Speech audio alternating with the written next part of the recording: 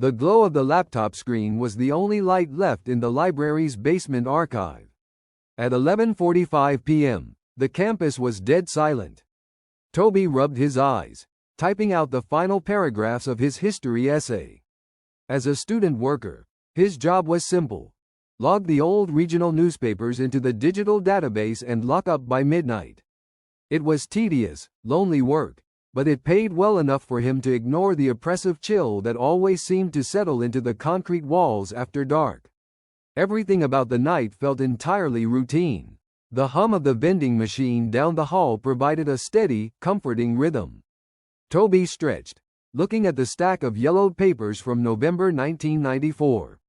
The headlines were mundane: local high school football scores, weather predictions, and advertisements for grocery stores that had long since gone out of business. He picked up the last folder, eager to finish and walk back to his dorm. That was when he noticed the audio recorder on the edge of his desk. It wasn't his. It was an old-fashioned microcassette recorder, the kind journalists used decades ago. It sat perfectly parallel to his keyboard, as if someone had carefully placed it there while he was staring at his screen. Toby frowned, looking toward the dark rows of bookshelves. The motion-activated lights over the stacks were completely dark. No one had walked through them. He picked up the heavy plastic device. It felt ice-cold in his palm. On the side, the little mechanical wheel indicated that a tape was inside. Written on a piece of faded masking tape stuck to the front was a single hand-written word: "Listen." Toby chuckled nervously, assuming another student worker was playing a prank to freak him out before the weekend. Toby pressed the heavy, mechanical, play button. The machine clicked loudly, followed by a thick layer of static hiss. For a few seconds, there was only the sound of rushing air, like a window left open in a moving car. He was about to turn it off when a sound emerged through the white noise. It was the distinct, rhythmic clicking of a keyboard. He froze. The typing on the recording stopped. Then, a voice spoke. It was muffled, low, and completely distorted, as if someone was whispering through a heavy piece of cloth. "The blue jacket looks nice on you," the voice muttered. "But you should really fix your posture." Toby's breath caught in his throat. He looked down at his arms. He was wearing his favorite blue fleece jacket. He immediately straightened his spine, staring into the darkness beyond his desk. The basement was a maze of concrete pillars and towering metal shelves filled with forgotten books. There were countless places for someone to hide, but the security doors at the main entrance required a keycard after 10 p.m. He stood up, his chair scraping loudly against the linoleum floor. "Hey, who's out there?" he called out, his voice shaking slightly. The library only echoed his own words back to him. The motion lights remained stubbornly off. He looked back down at the cassette recorder.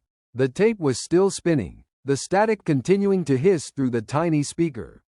Toby grabbed his phone to call campus security, but the screen displayed a frustrating, "No service" icon. The basement was notorious for dead zones, but tonight, the isolation felt like a physical weight pressing down on his chest. He decided he was done for the night. Hastily packing his laptop into his backpack, Toby kept his eyes locked on the shadows. He reached over to slide the microcassette recorder into his pocket. If this was a prank, he was going to find out who owned the device. He threw his backpack over his shoulder and walked quickly toward the heavy steel exit door at the end of the main corridor. When he reached the door, he swiped his keycard against the electronic scanner. Instead of the familiar green light and the mechanical click of the lock releasing, the scanner flashed a solid, angry red. A sharp beep echoed through the hallway. Toby tried again, flipping the card over. Red. Panic began to bubble up in his stomach.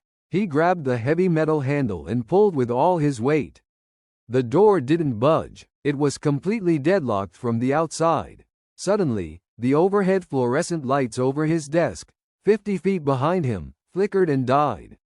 The basement plunged into total darkness, save for the faint green emergency exit signs. Toby pulled out his phone, using the flashlight feature to cut through the gloom. The beam of light bounced off the concrete pillars, casting long, distorted shadows that seemed to dance as he moved his hand. He needed to find the secondary exit through the boiler room, but that required walking deeper into the layout of the basement. As he turned away from the locked door, his phone buzzed violently in his hand. It wasn't a call or a text message. It was an automated notification from his smart home security app, connected to the camera in his off-campus apartment 2 miles away. The notification read, "Movement detected in bedroom." Toby's heart hammered against his ribs. He tapped the notification, his hands shaking so violently he almost dropped the phone. Because the library Wi-Fi was still active, the app managed to load the live video feed from his apartment. The camera showed his small, messy bedroom. Everything looked completely normal at first. The unmade bed, the desk, the closet door left slightly ajar. But then, Toby noticed something that made his blood run cold. The camera angle was slightly different. It wasn't mounted on his bookshelf anymore. It was sitting on his nightstand, pointing directly at his pillow. A figure emerged from the shadows of his closet. The person was wearing a dark, heavy coat and a pale, featureless silicone mask that completely obscured their face. The intruder didn't steal anything. They simply walked over to Toby's bed, picked up his spare pillow, and smelled it. Then, the figure looked directly into the camera lens. In the dark library basement, Toby stared at the screen in absolute horror.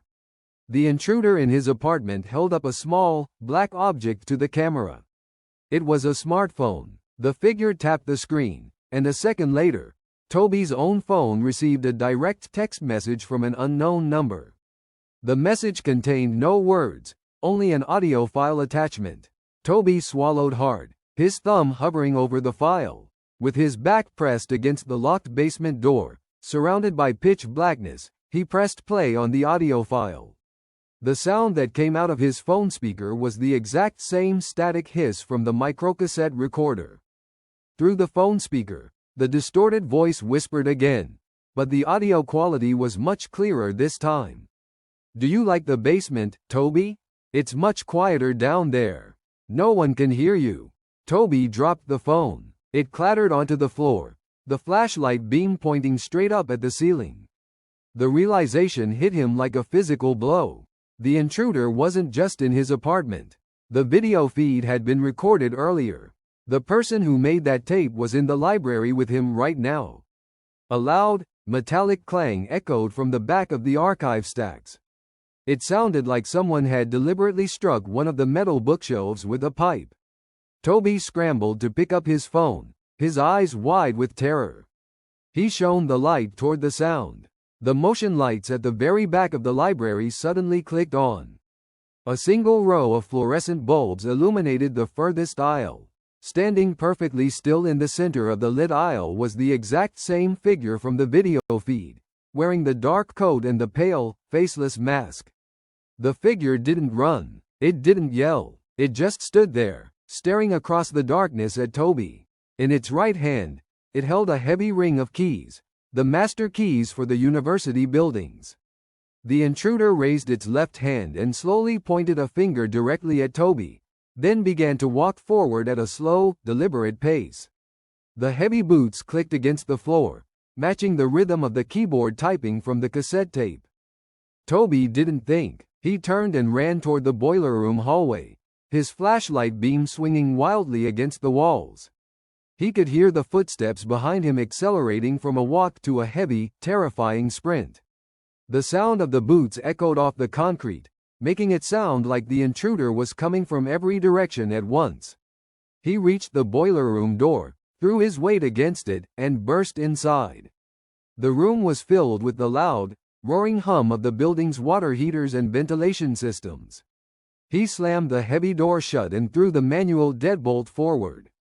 The metal clicked into place just as something slammed violently against the outside of the door. The handle rattled furiously. Toby backed away, his chest heaving, tears of pure terror stinging his eyes. The pounding stopped abruptly. The silence inside the boiler room was deafening over the mechanical hum. Then, Toby's phone vibrated again. A new text message appeared. Look behind the water heater. Slowly, with dread freezing his limbs, Toby turned his flashlight beam toward the dark, narrow space behind the massive green boiler unit. Sitting on a overturned milk crate was a second microcassette recorder, its little wheels already spinning in the dark. Next to it sat a neat stack of Toby's personal mail, stolen from his apartment weeks ago, alongside a pair of heavy wire cutters. The main lights in the boiler room suddenly died. From the darkness right beside him, a phone screen illuminated, lighting up the pale, faceless mask just inches from his own. The distorted voice whispered in the dark, live and unrecorded, "Time to go home."